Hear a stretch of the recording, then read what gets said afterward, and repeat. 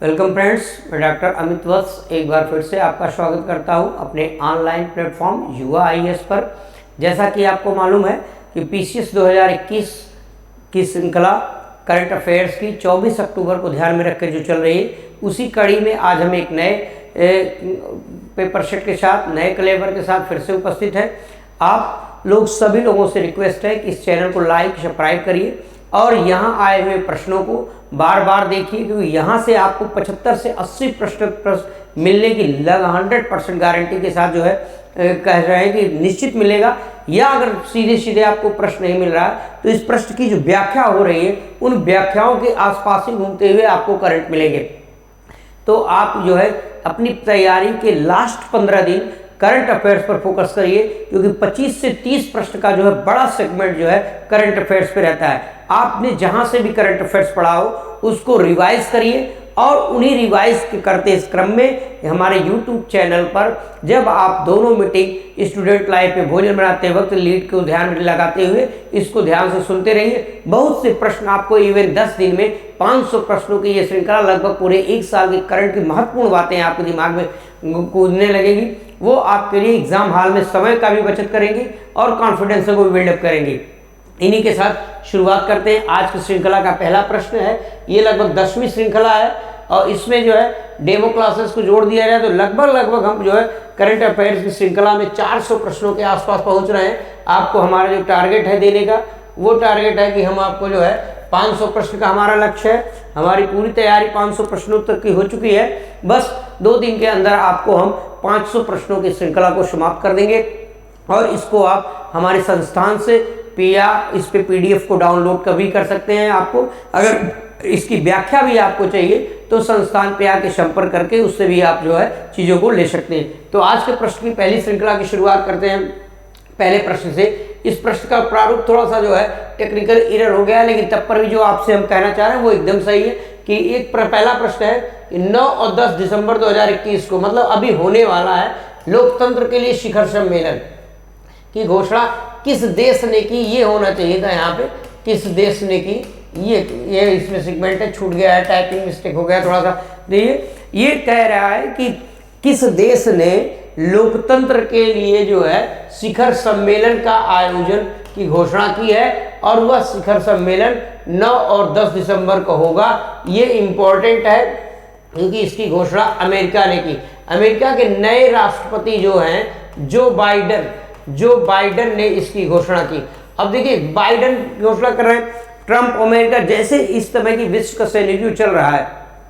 America में आपने उस एल्फ्रेड लायल वाली जो अश्वेत सैनिक वाली घटना को देखा है। अमेरिका लोकतंत्र का अगुवा बनने की कोशिश करता है, लेकिन लोकतंत्र की बुनियादी बातों को सबसे ज़्यादा जो है हतोत्साहित करने का भी काम अमेरिका करता है। अपनी इस छवि को सुधारने के लिए उसने खास करके बाइडन साहब ने इसको जो है कहा, तो इसमें कई देशों को उसने शामिल करने की बात की है। लोकतंत्र के लिए शिखर सम्मेलन, वो कह रहे हैं कि हम जो है अपने कार्यकाल में लोकतंत्र को मजबूत करने की कोशिश करेंगे और उसकी बुनियादी बातों के लिए ऐसे सभी देशों को जहां लोकतंत्र है पहले साल में हम इन लोगों से बातचीत करके प्लेटफॉर्म पे लाएंगे। इस तरीके से उनको जो प्रोत्साहित करने का काम करेंगे। तो आपसे यह प्रश्न पूछा जा सकता है, इंपॉर्टेंट है। आपको मालूम है कि लोकतंत्र भारत का बड़ा मजबूत है, प्राचीन लोकतंत्रों में है भारत की गणना। अगर आधुनिक संदर्भ में चर्चा न करें, प्राचीन काल से ले तो गणतंत्र की चर्चा हमको लिच्छवी गणराज्य, वैदिक काल के बाद से ही गणतंत्रों की हमको मिलती है। लिच्छवी गणराज्य, योधेय गणराज्य, तमाम गणराज्यों की चर्चा मिलती है।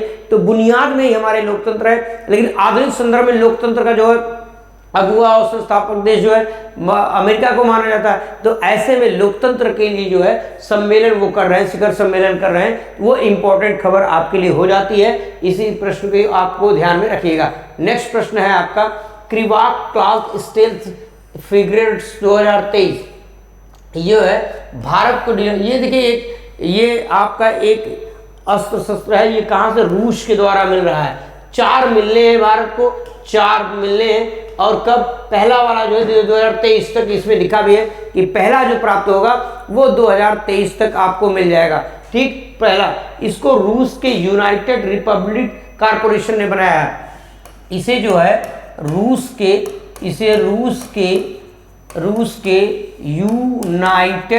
United United corporation ship building corporation ने बनाया है। यूनाइटेड शिप बिल्डिंग कारपोरेशन ने इसको बनाया है। शिप बिल्डिंग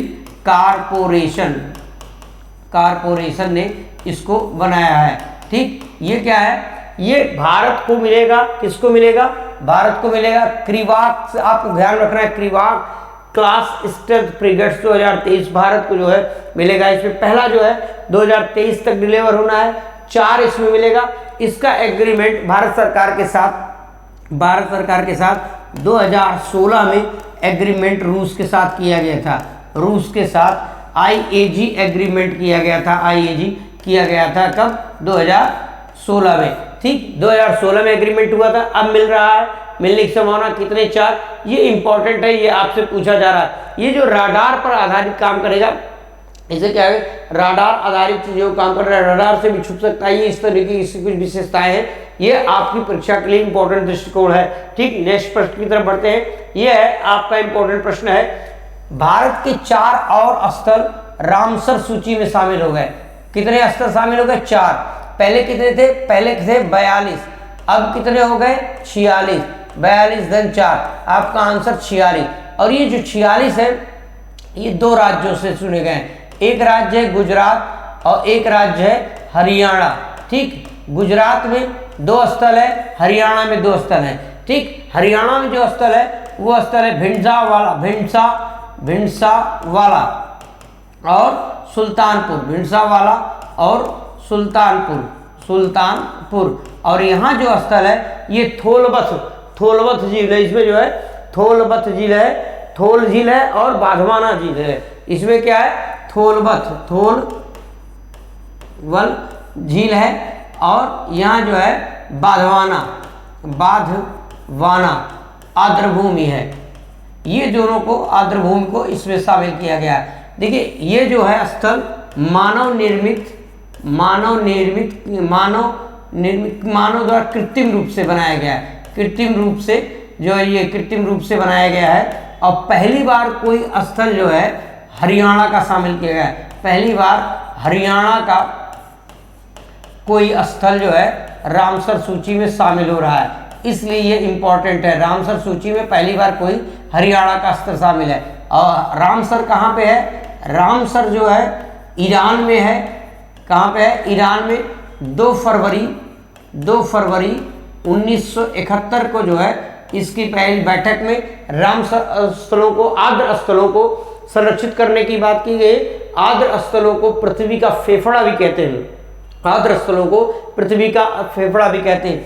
2 फरवरी को हम वेटलैंड दिवस भी मनाते हैं। 2 फरवरी को हम क्या मनाते हैं? 2 फरवरी को वेटलैंड दिवस, आर्द्र भूमि दिवस भी मनाते हैं। आर्द्र भूमि दिवस भी मनाते हैं हम 2 फरवरी को। ये इतनी बात इंपॉर्टेंट है। अर्थात भारत में अब जो है 46 रामसर स्थल हो गए हैं, जिनमें रिसेंट में जो शामिल किया गया है वो 4 स्थल हैं। 2 राज्यों से हैं, एक गुजरात से है, दूसरा हरियाणा से है। ठीक, थोलवल जो है ये जो है गुजरात में है, बाधवाना जो है गुजरात में है, भिंडसावाला जो हरियाणा में, और सुल्तानपुर जो है हरियाणा में है। ठीक, नेक्स्ट प्रश्न की तरफ बढ़ते हैं। भारत के पश्चिमी घाट में जो है, ये देखिए पश्चिमी घाट में, भारत के पश्चिमी घाट में दिल्ली विश्वविद्यालय के द्वारा शोधकर्ता एक मेढक की नई प्रजाति पाई गई। किसकी प्रजाति? मेढक की प्रजाति। उसका नाम क्या है? देखिए, इसका नाम है मिनवेरिया पेंटाली। ये जो है पादप वैज्ञानिक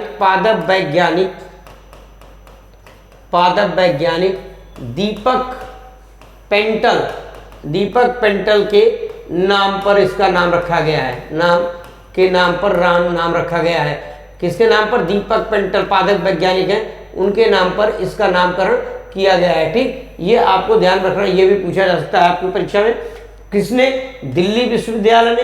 कहाँ पे? पश्चिमी घाट में। किसकी प्रजाति है ये? मेढक की प्रजाति है। ठीक, मेढक की प्रजाति है। ठीक, ये मेढक की कुछ लुप्तप्राय प्रजातियों में ये है, उन पर शोध किया गया। ये भी इंपॉर्टेंट है। ये जो है आर है, ये आर यहाँ कर लीजिए, ये मतलब राइनो है। ये राइनो यूनिकॉर्नस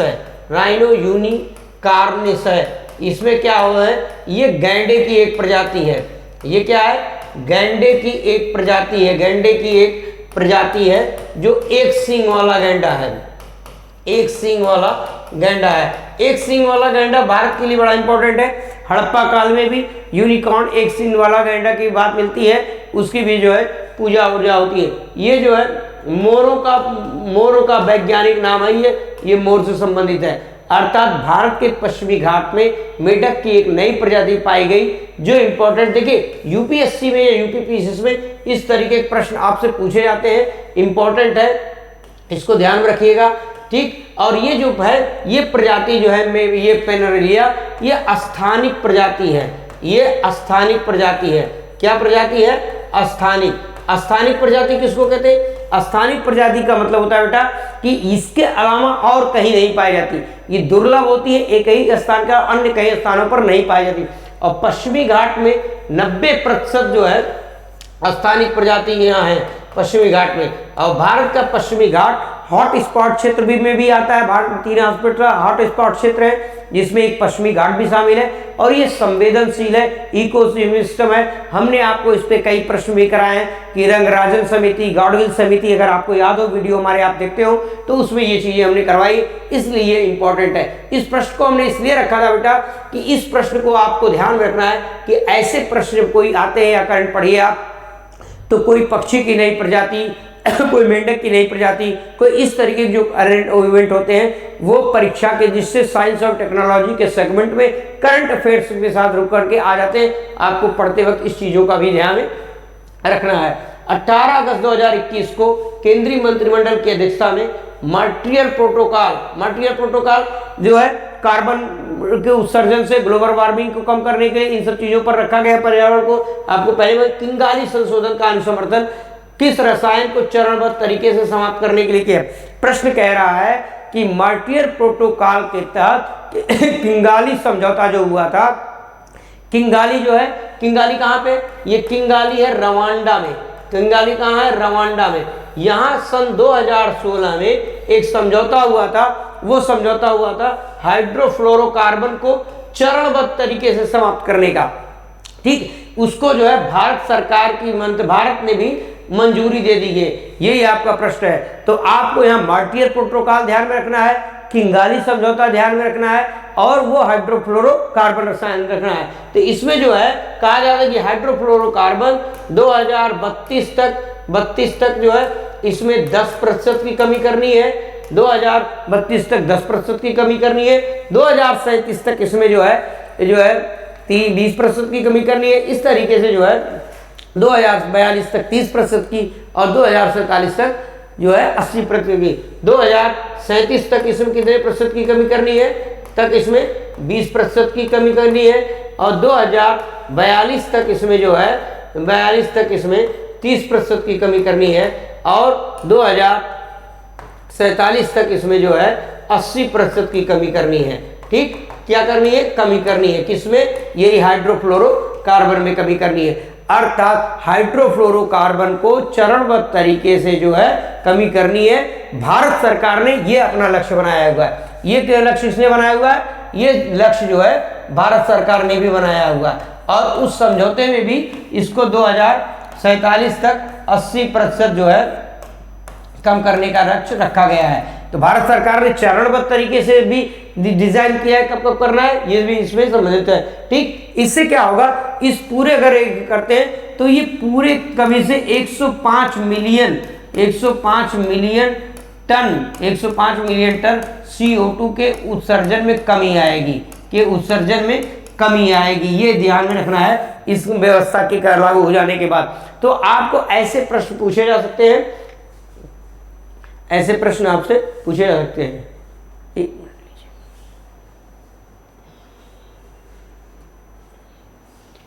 चलिए नेक्स्ट प्रश्न की तरफ बढ़ते हैं।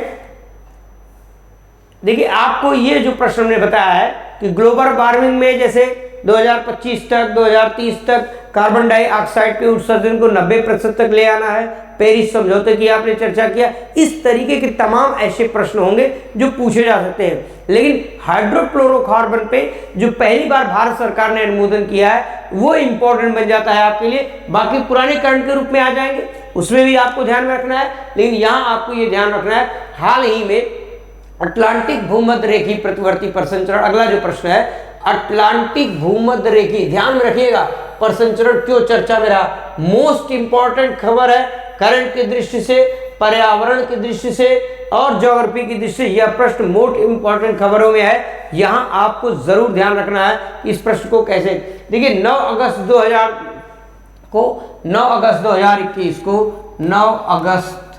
2021 को आईपीसीसी जो है ने इंटरनेशनल पैनल क्लाइमेट चेंज पे जो है जो संस्था है विश्व की अग्रणी, उसने कहा कि अटलांटिक भूमध्य रेखी प्रतिवर्ती परिसंचरण में जो है कुछ समस्या आई है। वो समस्या क्या है? इसके परिसंचरण में कमी देखी गई है और यह काफी कमजोर हो रहा है।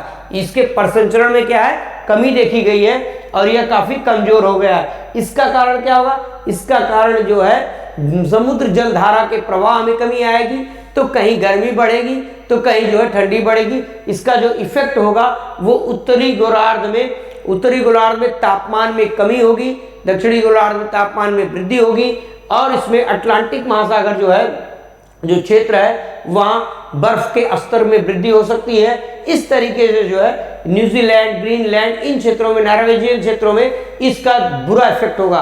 क्यों इसलिए चर्चा में है? मोस्ट इंपॉर्टेंट प्रश्न है। इसके डिस्क्रिप्शन में हमने 4-5 बिंदुओं को लिखा हुआ है पीडीएफ में। ये अटलांटिक भूमध्य रेखी प्रतिवर्ती संचरण जो है चर्चा में क्यों रहा है कि इसके परिसंचरण में कमी देखी गई है और इस कमी के कारण यह कमजोर हो गया है और इसके जो इसका इफेक्ट होगा वही आपसे इंपॉर्टेंट पूछा जा रहा है। इफेक्ट क्या होगा? उत्तरी गोलार्ध में तापमान में क्या होगा? कमी होगी। दक्षिणी गोलार्ध में तापमान में कमी होगी यहाँ और दक्षिणी गोलार्ध बढ़ेगी। और इसमें अटलांटिक जो क्षेत्र है, अटलांटिक क्षेत्र में मित्रों इसमें जो है बर्फ की जो है अटलांटिक के क्षेत्र में बर्फ के बढ़ने की संभावना है। बर्फ जो है बढ़ेगा तो स्तर बढ़ जाएगा। फिर यहाँ ग्रीनलैंड और अन्य क्षेत्रों में भी प्रभाव डालेगा ये ग्रीनलैंड और अन्य क्षेत्रों पर। अर्थात यह समुद्री धाराओं के प्रवाह की दिशा को जो बड़ा क्षेत्र है उसको प्रभावित करेगा। इसलिए यह इंपॉर्टेंट है। मेंस के भी दृष्टि से इंपॉर्टेंट यहाँ से प्रश्न पूछे जाते हैं और प्री में भी यहाँ से प्रश्न बन सकते हैं। अगला प्रश्न है आपका फिट फॉर 55 योजना। ये क्या है फिट फॉर 55 योजना? देखिए आपने लगातार विश्व की सबसे बड़ी समस्या टेररिज्म, जातिवाद, क्षेत्रवाद, इन सबसे बड़ी समस्या जो है पर्यावरण की है और पर्यावरण की समस्या का कारण हम आप प्रौद्योगिकी, मानव संसाधनों का दोहन करते, प्राकृतिक संसाधनों का दोहन करते चले जा रहे हैं। इस कारण जो है कार्बन के उत्सर्जन की दर को शून्य करने के लिए आपको हमने कई प्रश्न पढ़ाया है। इसमें शुद्ध शून्य कार्बन उत्सर्जन की बात हमने की है। उसी शुद्ध शून्य कार्बन उत्सर्जन की दर को अलग अलग देश अपने अपने तरीके से कम करने की कोशिश कर रहे हैं। उसी में यूरोपीय आयोग के द्वारा अपने सभी 27 देशों को 2030 तक यह लक्ष्य दिया गया है कि हम 1990 के स्तर पर जो है शुद्ध शून्य कार्बन उत्सर्जन की तरफ बढ़ेंगे, शुद्ध शून्य कार्बन उत्सर्जन के लक्ष्य को प्राप्त करने की तरफ। तो ये जो फिट फॉर योजना है, तो ये जो है यही है फिट फॉर योजना। यूरोपीय आयोग के द्वारा अपने सभी देशों को ये लेके आना है कि इसके स्तर तक लेके आना है। वही इसमें क्या है, न्यूजीलैंड ने भी इसको अपने शुद्ध शून्य कार्बन उत्सर्जन का लक्ष्य रखा है। न्यूजीलैंड ने 2050 तक इसको लक्ष्य रखा है। न्यूजीलैंड ने कब तक रखा है? 2050 तक, ठीक। और चीन के द्वारा 2060 तक। और ये जो रिपोर्ट है टाइटेनिंग द ऑक्सफैम रिपोर्ट, अभी देखिए जीआईसी की पेपर में पूछा गया था कि आय असमानता वाला जो प्रश्न आया था कि उसकी रिपोर्ट कौन जारी करता है, यही आय असमानता ये डालती है, आय असमानता वाला रिपोर्ट भी यही संस्था जारी करी। ये संस्था ने टाइटेनिंग द नेट, एक नया प्रश्न है इसमें आपको हमने जोड़ दिया है, कि ऑक्सफैम की रिपोर्ट में टाइटेनिंग द नेट में जो है ये 2-3 बातें महत्वपूर्ण कही गई।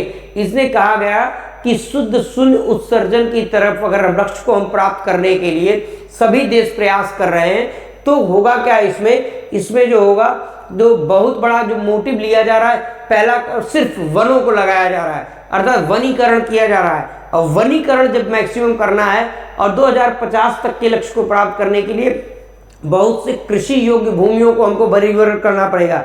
इससे दुष्प्रभाव क्या होगा कि खाद्य उत्पादन मतलब खाद्य श्रृंखला में गुणवत्ता बढ़ जाएगी, मतलब खाद्य उत्पादन के मूल्य बढ़ जाएंगे, जिससे गरीबों को असहज रूप से उपलब्ध नहीं हो पाएगा और महंगा रहेगा, तो ये एक असंतुलन भी पैदा करेगा।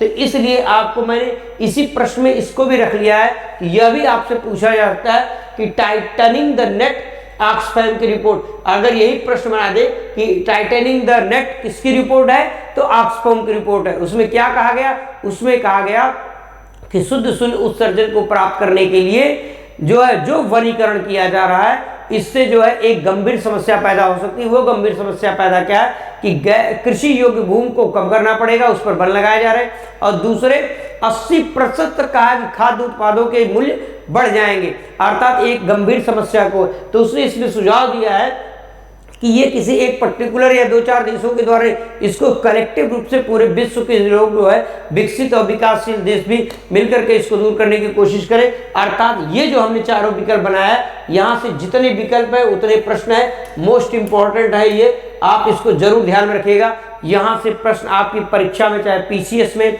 चाहे IAS में, चाहे RO में निश्चित आना है, ये जान लीजिए। ठीक, नेक्स्ट प्रश्न की तरफ बढ़ते हैं। 15 अगस्त 2021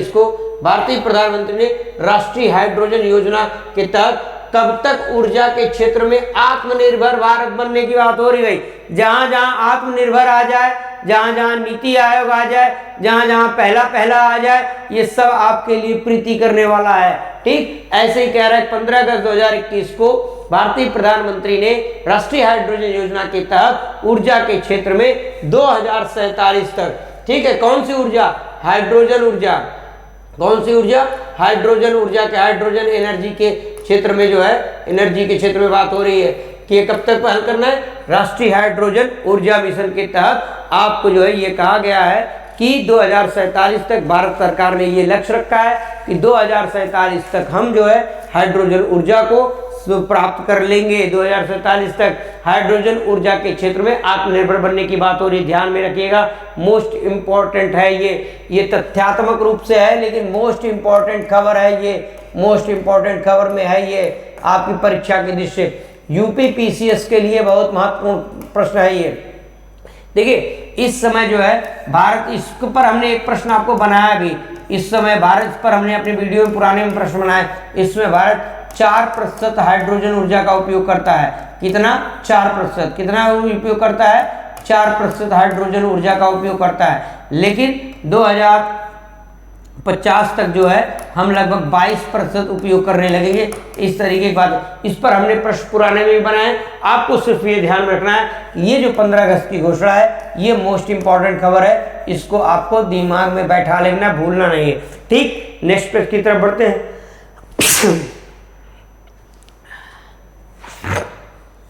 मौसम चेंज हो रहा है भाई, इस वजह से थोड़ी बहुत समस्याएं हो रही हैं।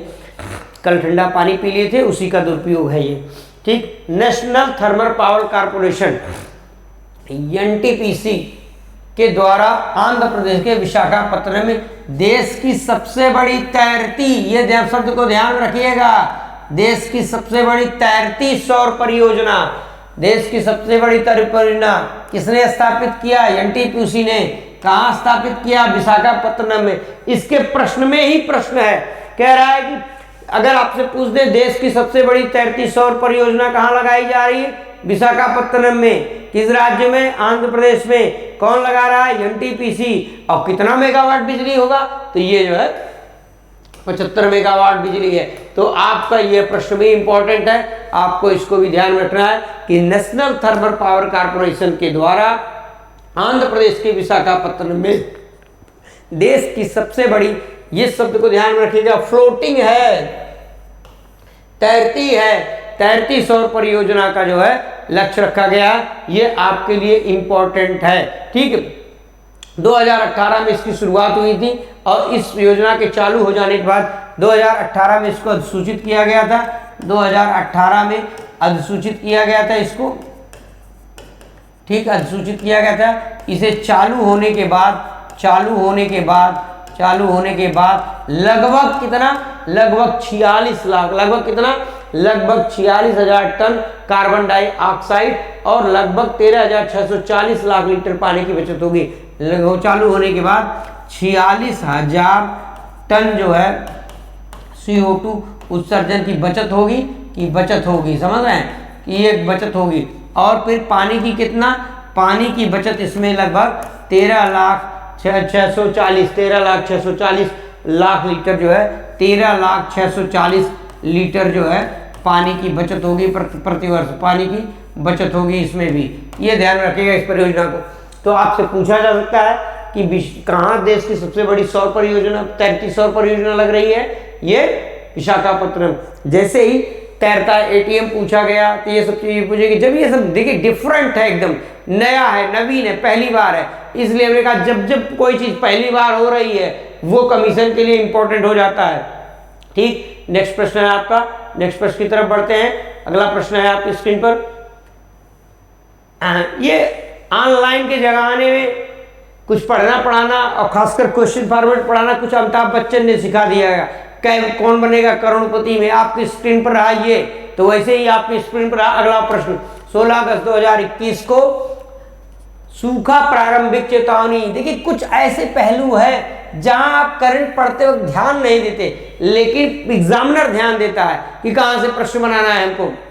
कहला कि 16 अगस्त 2000 को उपयोग कर दी जा रही है। भारत के कितने प्रतिशत भूभाग सूखे से प्रभावित है। देखिए भारत मानसून पे ऊपर आधारित है, मानसूनी जलवायु है यहाँ पे। तो यहाँ 4 ही महीने लगभग वर्षा होती, बाकी 8 महीने वर्षा नहीं होती। उसमें भी मानसून सही समय से है तो कृषि उत्पादन प्रभावित होता है।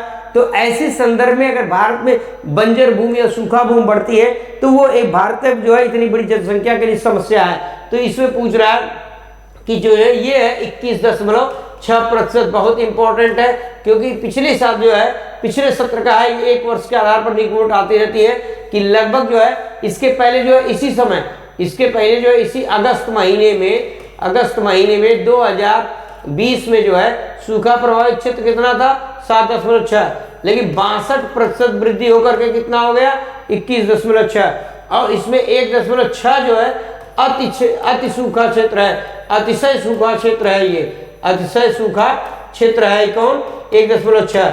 और यह जो है ये गंभीर सूखा क्षेत्र है, गंभीर सूखा क्षेत्र है, सूखा क्षेत्र है। भारत के देखिए 4-5 राज्य जैसे गुजरात, राजस्थान, ऐसे राज्यों में सूखा प्रभावित क्षेत्र ज्यादा होता है।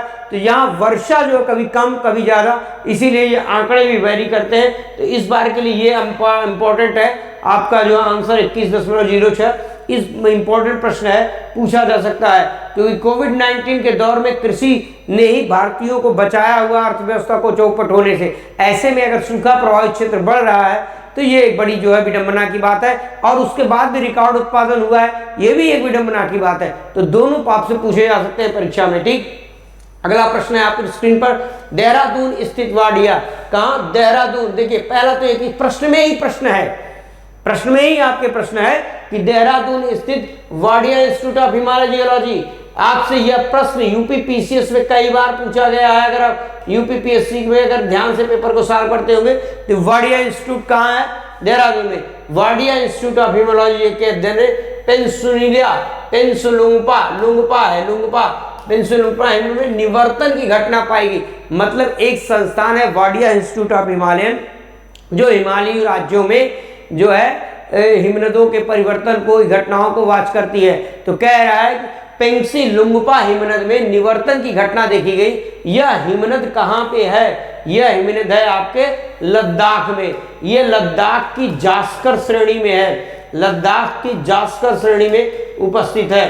कहाँ, जास्कर श्रेणी में, ठीक, लद्दाख में। आपको मालूम है लद्दाख अब यूनियन टेरिटरी बन गया है, इसलिए भी इंपॉर्टेंट है। लद्दाख में एक घाटी है नुब्रा घाटी, नुब्रा घाटी, और नुब्रा घाटी जो है श्योक नदी की। ये नुब्रा घाटी को लद्दाख का बाग भी बोलते हैं, लद्दाख का बाग भी बोलते हैं, ठीक, इसको भी ध्यान में रखिएगा।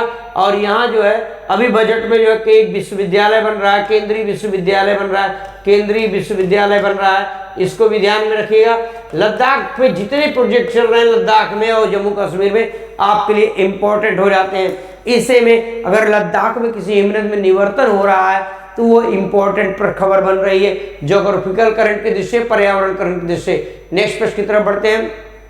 अगला प्रश्न है आपका, कह रहा है कि जो है कि प्रश्न है आपका, अंतर्राष्ट्रीय शोधकर्ताओं की एक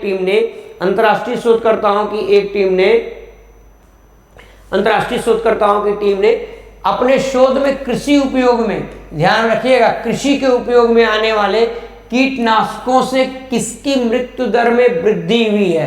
देखिए मृत्यु दर, रासायनिक कीटनाशकों के प्रयोग से बहुत से पशु पक्षी या जानवर इस तरह जीव की हत्या होती है। जैसे गिद्ध जो है, आपको मालूम डाइकोफ्लेनिक जो है उसके कारण जो है आज गिद्ध आपको दिखाई नहीं दे रहे हैं, वल्चर गिद्ध दिखाई नहीं दे रहे हैं। उसी तरीके से कह रहा है कि अंतर्राष्ट्रीय शोधकर्ताओं की एक टीम ने अपने शोध में कृषि में उपयोग होने वाले रसायनों में हाल ही में एक विशेष जो है पे मृत्यु दर में वृद्धि देखी गई है। वह विशेष जो है प्रजाति कौन सी है?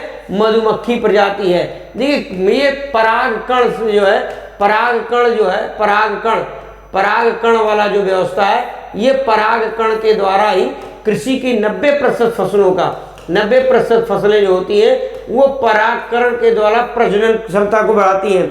और जब कीटनाशक रसायन के द्वारा इनकी प्रजनन क्षमता प्रभावित हो रही है तो निश्चित है कृषि पर भी इसका प्रभाव पड़ेगा।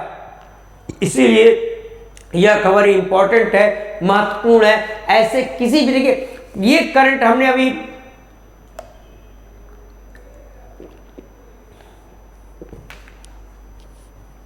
आपको बताया इसके पहले वाले प्रश्नों में कि कोई भी ऐसा प्रजाति जो विलुप्त हो फिर से प्राप्त कर दिया, कोई ऐसा रसायन, कोई ऐसा फसल, कोई ऐसी चीजें जिससे तात्कालिक तो लगता है छोटा है लेकिन मानवता पर बड़ा प्रभाव पड़ता है। जैसे अब इससे जो कृषि सेक्टर का बहुत बड़ा प्रभाव पड़ेगा, जो खाद्यान्न उत्पादन प्रणाली को प्रभावित करेगी, तो ये प्रभावित कर, तो ऐसे प्रश्न इंपॉर्टेंट होते हैं।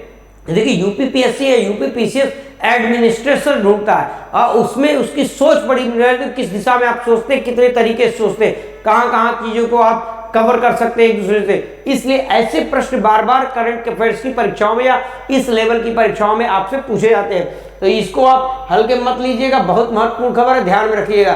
ठीक, नेक्स्ट प्रश्न है, कृत्रिम बुद्धिमत्ता का पहली बार उल्लेख किया गया। क्या कह रहा है? आर्टिफिशियल इंटेलिजेंस का पहली बार उपयोग किया गया जॉन मैकार्थी के द्वारा। किसके द्वारा किया गया? जॉन मैकार्थी के द्वारा। जॉन मैकार्थी के द्वारा कृत्रिम बुद्धिमत्ता का पहली बार प्रयोग किया गया। किसके द्वारा? जॉन मैकार्थी के द्वारा 1956 में। 1956 में कब प्रयोग किया गया? 1956 में। ठीक, पहली बार। ये चर्चा में क्यों है? ये चर्चा में इसलिए इसका पेटेंट जो है किया जा रहा है पहली बार। दक्षिण अफ्रीका की एक संस्था है। किसकी संस्था है? दक्षिण अफ्रीका की संस्था ने इसके पेटेंट की बात की है। देखिए पेटेंट कर पहली बार जो कृत्रिम बुद्धिमत्ता, देखिए पेटेंट में जब होता है तो एक दो शब्द आता है, हिम और हर।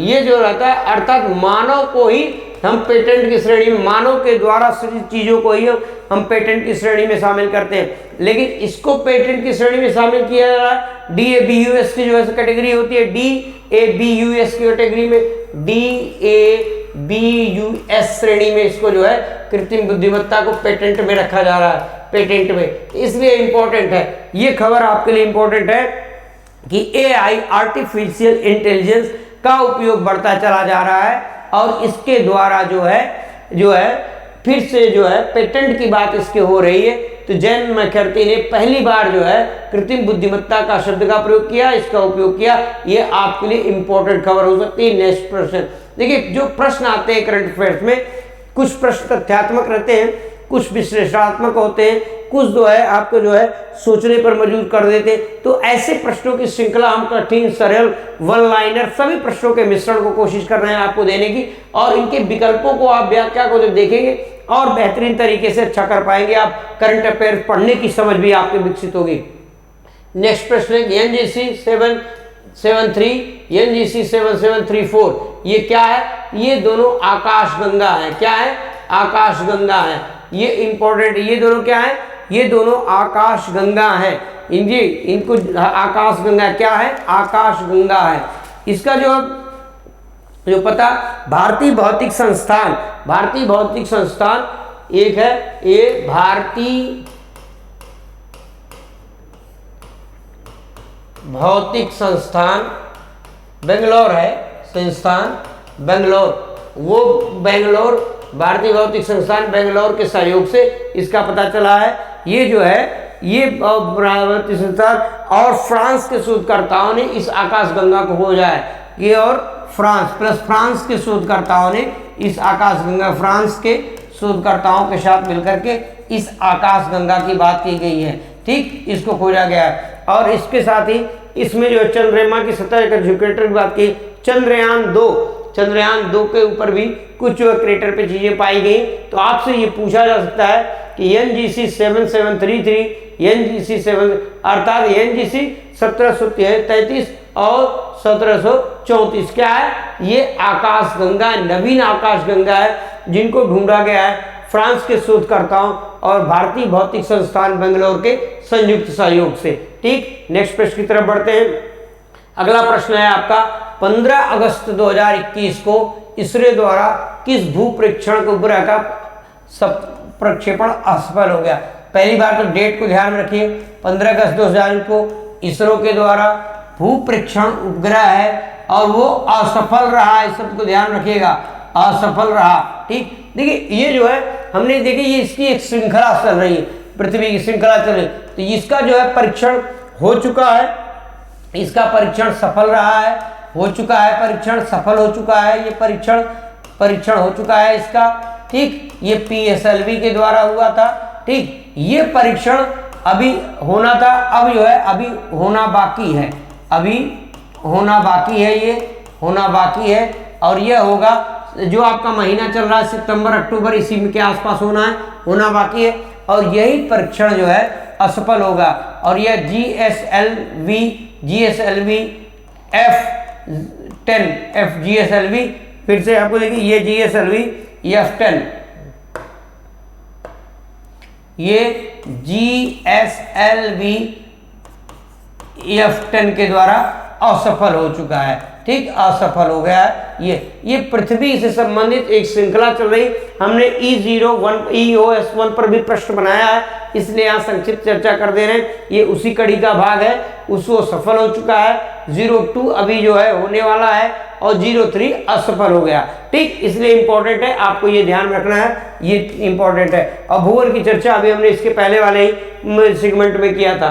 ठीक, भारत ने पहला क्वांटम, यहां देखिए पहला है और भारत है, तो भैया पहला है तो इंपॉर्टेंट हो ही गया। Quantum computer simulator QSIM launch किया है। इसका निर्माण किसने किया है? ये तीनों संस्थाओं ने मिलकर इसका निर्माण किया है।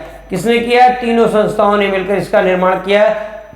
IIT रुड़की, CDAC और IISc Bangalore. IIT Roorkee, Bangalore, CDAC ये तीनों संस्थाओं ने मिलकर इसका निर्माण किया है। यह भारत का पहला स्वदेशी टूल किट है। यह भारत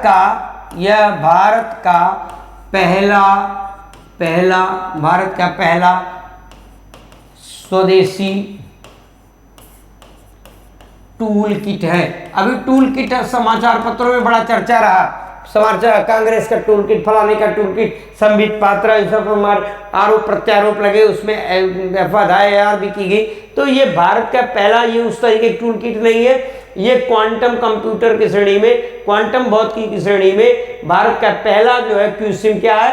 भारत का पहला कंप्यूटर सिम्युलेटर है, जो CDAC, IIT और बेंगलोर रुड़की के द्वारा बनाया गया है। भारत का पहला स्वदेशी टूल किट है, भारत का पहला स्वदेशी किट है। इसको जो है इलेक्ट्रॉनिक और सूचना मंत्रालय के द्वारा बनाया गया है। इलेक्ट्रॉनिक और सूचना मंत्रालय के द्वारा इसको वित्त मदद की गई है, सहयोग किया गया है और यह तीनों संस्थाओं को फंडिंग की गई जिसको बनाने में। ये मोस्ट इंपॉर्टेंट खबर है आपके लिए। फिर है क्रिप्टो करेंसी। देखिए हमने क्रिप्टो करेंसी पे पिछले वीडियो में भी 2-3 प्रश्न इसलिए बनाए कि इस बार ये इंपॉर्टेंट हमको लग रहा है। क्यों इंपॉर्टेंट लग रहा है कि क्रिप्टो करेंसी, देखिए क्रिप्टो करेंसी वर्चुअल करेंसी है, इसको न तो किसी सरकार के द्वारा जारी किया जा रहा है, न तो किसी सरकार के केंद्रीय बैंक के द्वारा जारी किया जा रहा है, पूर्णतः प्राइवेट प्लेयरों के द्वारा ये हो रहा है। तो भारत में इसको जो है आरबीआई ने अवैध कर दिया था, सरकार ने भी इस पर कोई काम नहीं, लेकिन सुप्रीम कोर्ट में एक मामला गया और उस मामले के बाद जो है सरकार को भी, आरबीआई को भी झुकना पड़ा।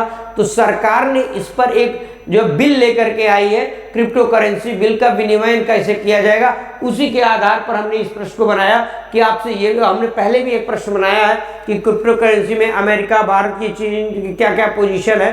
तो ये पूछ रहा है कौन नहीं है क्रिप्टो करेंसी, तो इसमें देखिए मोनेरो भी है, लिब्रा भी है, रेटकॉइन भी है, ये जायडा नहीं है, ये दवा का नाम है। इसमें ये तीनों हैं क्रिप्टो करेंसी में। इसके अलावा क्रिप्टो करेंसी को अगर आप देखें जो है तो बिटकॉइन फेमस है, बिटकॉइन भी है और फिर बिटकॉइन रेड डैश भी है। बिटकॉइन एक नाम है और बिटकॉइन रेड डैश एक दूसरा नाम है। रेड डैश ये भी है एक जो है क्रिप्टो करेंसी है। Bitcoin red dash, bitcoin red dash ये भी एक क्रिप्टो करेंसी है। ये जो क्रिप्टो करेंसियां हैं, क्रिप्टो करेंसी, लाइटकॉइन भी एक है, लाइटकॉइन भी एक है क्रिप्टो करेंसी, लाइटकॉइन।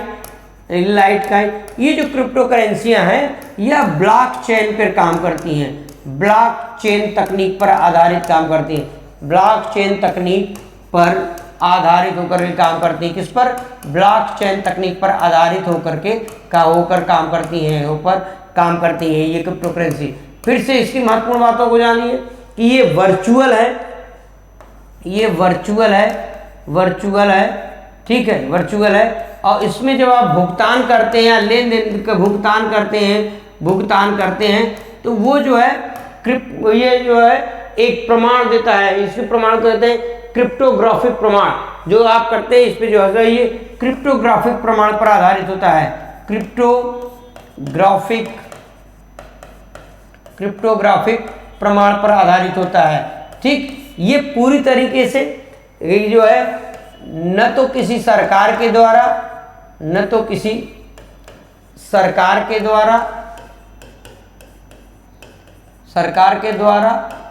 और न तो किसी केंद्रीय बैंक के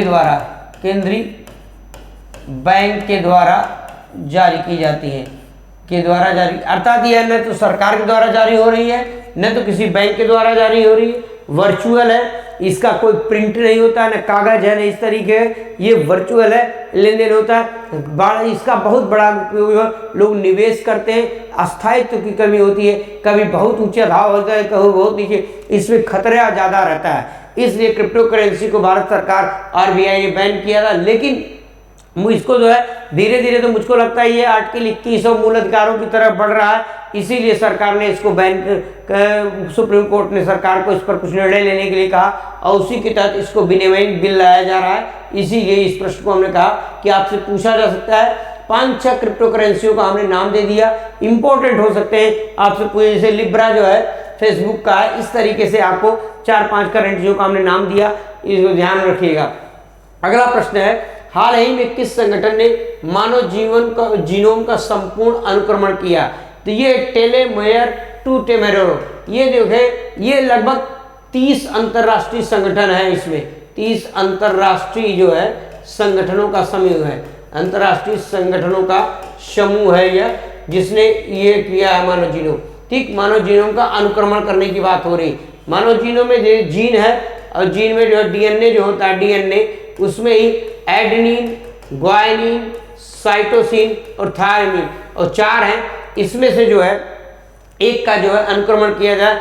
एक जीनोम का अनुक्रमण क्या होता है? जीनोम का अनुक्रमण होता है किसी एक जीन को जब आप अनुक्रमित करते हैं तो उसमें उसके सारे अवयव जो है इसे कहते हैं जीनोम अनुक्रमण। तो मानव का जीनोम अनुक्रमण जो है ये निर्धारित गुणसूत्रों के एक्स गुण जो है जिसे उससे किया जाता है, और ये जो निर्धारित किया गया ये एक्स गुणसूत्र का है, एक्स गुणसूत्र का है। जो भाई एक्स और वाई 2 गुणसूत्र होते हैं, एक्स वाई दो गुणसूत्र थे लिंग को निर्धारित करने के लिए, तो एक्स गुणसूत्र का अनुक्रमण किया गया है, एक्स गुणसूत्र का अनुक्रमण किया गया है। किस गुणसूत्र का? एक्स गुणसूत्र का अनुक्रमण किया गया है। भारत ने जो है फरवरी 21 में इस पर काम किया था, और जो है ICAR एक संस्था है जो है वैज्ञानिक एवं अनुसंधान संस्थान, जो 2019 से इस पर काम कर रही है। ठीक, अर्थात मानव जीवन का अनुक्रमण। आपको याद होगा डॉली विलमुट, ये जो हुआ था गरिमा, ये जो जीन का प्रत्यारोपण करके किया गया था, उसी तरीके की ये इंपॉर्टेंट खबर है। इससे बहुत सी बीमारियों को, बहुत से ऐसे चीज़ों को कृत्रिम रूप से उपचारित करने संशोधित करने में मदद मिल सकती है। इसलिए मानव जीवन का अनुक्रमण, जीनोम का अनुक्रमण इंपॉर्टेंट खबर है, ये आपको ध्यान में रखना है। टेलोमेयर 2 इंपॉर्टेंट खबर है ये। ठीक, नेक्स्ट प्रश्न की तरफ बढ़ते हैं। अगला प्रश्न है आपका, किस संस्थान में ग्राफीन ऑक्साइड मिश्रित कागज विकसित किया है? देखिए, ग्राफीन ऑक्साइड मिश्रित कागज, इसको ध्यान में रखिएगा, मोस्ट इंपॉर्टेंट है। क्या है ये? कागज है, कोरा कागज है, लिख दिया नाम तोरा वाला कहानी है इस पे। इस कागज पे इसकी कुछ विशेषताएं हैं। तो इसको बनाया किसने? मोहाली स्थित नैनो प्रौद्योगिकी संस्थान ने। किसने बनाया? मोहाली स्थित नैनो संस्थान ने। इस कागज के द्वारा देखिए, आप जो है मिठाई के डिब्बे को देखें, मिठाई के डिब्बे को देखें, खाद्य पदार्थों को देखें, खाद्य पदार्थों को जब कागज वगैरह सीधे होते हैं उसमें लेड मिलता है जिससे नुकसान होता है। तो ग्राफीन ऑक्साइड मिश्रित जो कागज है, इससे खाद्य पदार्थों के संरक्षण में, उसको सुरक्षित बनाए रखने में, उसको ताज़ा बनाए रखने में मदद मिलती है। तो बनाए रखने में मदद मिलेगी, इसलिए ये इम्पोर्टेंट है। ठीक, इसलिए यह इम्पोर्टेंट है संरक्षण, ये ध्यान रखिएगा, ये चीज़ों को ध्यान में रखें। खाद्य पदार्थों को सुरक्षित करने के लिए मोहाली, देखिए एक प्रश्न ये भी है, कहाँ है ये नैनो प्रौद्योगिकी संस्थान? मोहाली, चंडीगढ़। मोहाली स्थित चंडीगढ़ स्थित संस्थान ने ग्राफीन ऑक्साइड मिश्रित कागज बनाया है, जिसके माध्यम से हम खाद्य पदार्थों का संरक्षण कर सकते हैं। ठीक, खाद्य पदार्थों का। ग्राफीन की खोज किसने की? आंद्रे जीन और कॉन्स्टेंटिन ने ग्राफीन की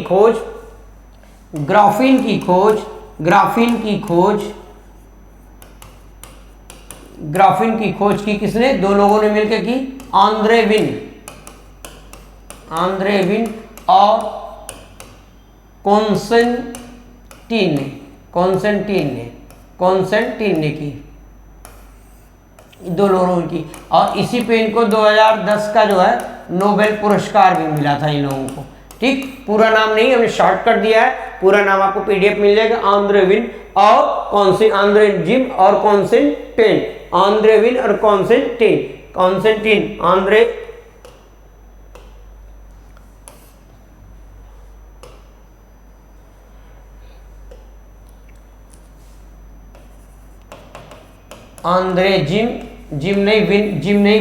नाम है, और कॉन्स्टेंटिन नाम भी इन लोगों का हम लोगों की तरह नहीं होता, जैसे हम लोगों के नाम को ये लोग टेढ़ा कहते हैं, वैसे इन लोगों का नाम भी हम लोग टेढ़ा कहते हैं। आपको यहाँ से ध्यान रखना है, इस पर इनको नोबेल मिला था। हो सकता है ये प्रश्न फिर से रिपीट कर दे कि किस क्षेत्र में इनको नोबेल मिला था, क्योंकि ग्राफीन की जो खोज है उसका उपयोग किसने किया? भारतीय स्थित मोहाली चंडीगढ़ संस्थान ने एक कागज बनाया उससे, जिससे खाद्य पदार्थों के संरक्षण में भूमिका बढ़ जाएगी। ठीक, केमिकल रसायन का जान ही रहे समस्या हो रही, इसको ध्यान में रखकर ये इंपॉर्टेंट खबर है। नेक्स्ट प्रश्न है आपका, किस देश ने वेस्टाइल वायरस के संक्रमण में वृद्धि की संभावना? देखिए क्या है, वेस्टाइल वायरस है संक्रमण से रूस ने कहा है कि वेस्टाइल नामक संक्रमण की संभावना बढ़ती चली जा रही। वेस्टाइल नामक संक्रमण की संभावना रूस में बढ़ता चला जा रहा है। देखिए, रूस में एक वायरस पर आधारित एक संस्था है जो निगरानी करती है, जिसका नाम है रेस्पोट्रेबनादनोर। संस्था का नाम क्या है? रेस्पोट्रेबनादनोर। इस संस्था को जो है, यही संस्था क्या करती है? वायरस को संक्रमित होने की जो है जांच पड़ताल ये सब करती है। तो इसी संस्था ने कहा कि वेस्ट नाइल वायरस जो है वे बुखार को पैदा कर रहा है, बुखार के संक्रमण को बढ़ा रहा है। ठीक, कहाँ पे? वृद्धि कर रहा है, इसलिए ये इंपॉर्टेंट है। वेस्ट नाइल संक्रमण जो है बुखार को पैदा कर रहा है, ये इंपॉर्टेंट है। और ये जो वेस्ट नाइल संक्रमण जो हो रहा है, ये सिंगल आरएनए, ये वेस्ट नाइल जो है ये सिंगल आरएनए को जो है बढ़ा रहा है, सिंगल आरएनए को प्रभावित कर रहा है, सिंगल आरएनए को प्रभावित कर रहा है, संक्रमित कर रहा है। ये चीज ध्यान रखिएगा। इस बार जो है कोरोना वायरस के चलते और बीमारी छोटी छोटी चीजों को बोल रहे हैं, तो कोरोना के साथ साथ आसपास जितने भी इस तरीके के संक्रमण हो रहे हैं उसको भी आप ध्यान रखिएगा, आपकी परीक्षा के लिए इंपॉर्टेंट है, महत्वपूर्ण है। अगला है किस संस्था ने उन्नत चौथ, ध्यान रखिएगा चौथ है, ये चौथ मत समझ लीजिएगा, उन्नत चौथ का विकास किया है। तो DRDO ने, किसने विकास किया है इसको? उन्नत चौथ संस्थान का विकास DRDO ने। ये किसके लिए किया गया? DRDO ने भारतीय वायुसेना के लिए, किसके लिए किया है? भारतीय वायुसेना के लिए, वायुसेना के लिए। और इसमें कितने संस्थान शामिल हैं? इसमें को बनाने में चौथ संस्थान शामिल में है। तो ये इसमें जो है संस्थान जो शामिल है, DRDO ने रक्षा प्रयोगशाला जोधपुर, कौन? रक्षा प्रयोगशाला, रक्षा प्रयोगशाला जोधपुर, और रक्षा प्रयोगशाला जोधपुर, और इसमें जो है उच्च ऊर्जा सामग्री अनुसंधान प्रयोगशाला पुणे, उच्च ऊर्जा सामग्री अनुसंधान संस्थान पुणे के प्लस यहाँ पे DRDO आप जोड़ लीजिए, DRDO ये शामिल है। इन दोनों के सहयोग से किसने उन्नत चौथ प्रौद्योगिकी का विकास किया है? किसके लिए? वायुसेना के लिए। उन्नत चौथ प्रौद्योगिकी को कार्टिज 181, उन्नत चौथ प्रौद्योगिकी को, उन्नत चौथ प्रौद्योगिकी को कार्टिज 118/1 नाम भी से भी जानते हैं, के नाम से भी जानते हैं, इसको भी ध्यान रखिएगा। और इसके द्वारा जो है वायुसेना के लिए है, और ताकि ये राडार वगैरह से जो है उससे भी ये बच जाता है, उससे जो है दिखाई नहीं देता है, इसलिए इम्पोर्टेंट है। और चौथ प्रौद्योगिकी में, जो चौथ प्रौद्योगिकी है, इसमें जो है चौथ प्रौद्योगिकी में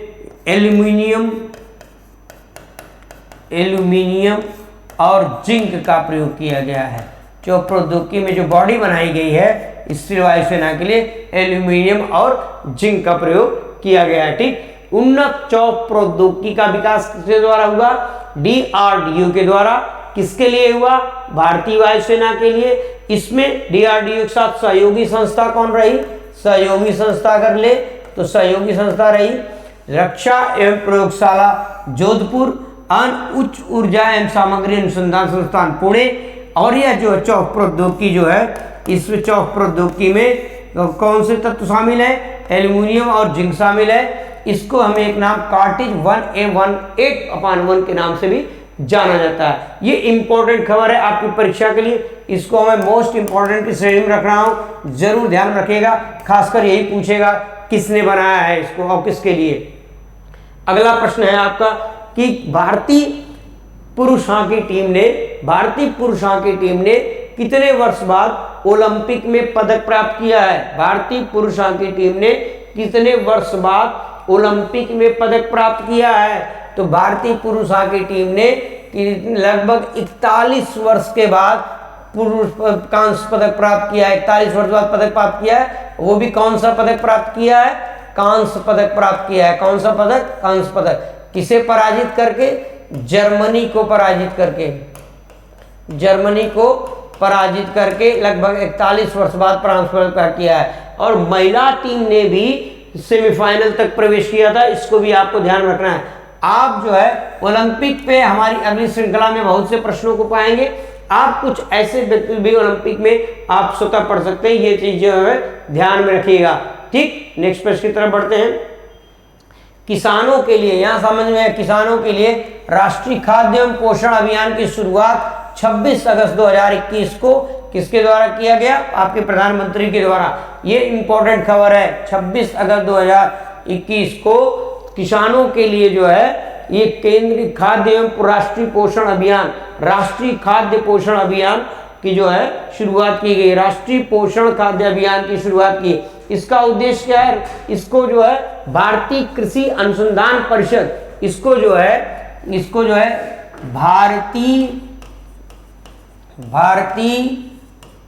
कृषि अनुसंधान परिषद के सहयोग से जारी किया गया। परिषद के सहयोग से यह चल रहा है। कहीं कौन? भारतीय कृषि अनुसंधान परिषद, ये इसका सहयोगी है। उद्देश्य क्या है इसका? उद्देश्य को अगर ध्यान रखिए तो इसका जो उद्देश्य है, इसका उद्देश्य आपका कृषि एवं किसानों को नई तकनीक से जोड़ना। कृषि एवं किसानों को नई तकनीक से जोड़ना। कृषि एवं किसानों को नई तकनीक से जोड़ना। नई तकनीक से जोड़ना इसका उद्देश्य हो गया पहला। फिर इसमें जो है अगला उद्देश्य क्या है इसमें कि उत्पादन में महारत हासिल करना, उसकी गुणवत्ता को बढ़ाना, वैश्विक मानकों पर खड़ा उतरना। उत्पादन में महारत हासिल करना और गुणवत्ता को बढ़ाना और वैश्विक मानक पर खड़े उतरना। वैश्विक मानक पर खड़े उतरना, ये भी, ताकि आपकी जो है निर्यात को बढ़ावा दिया जा सकता है कृषि सेक्टर में। ठीक, फिर उसके बाद इसमें सिंचाई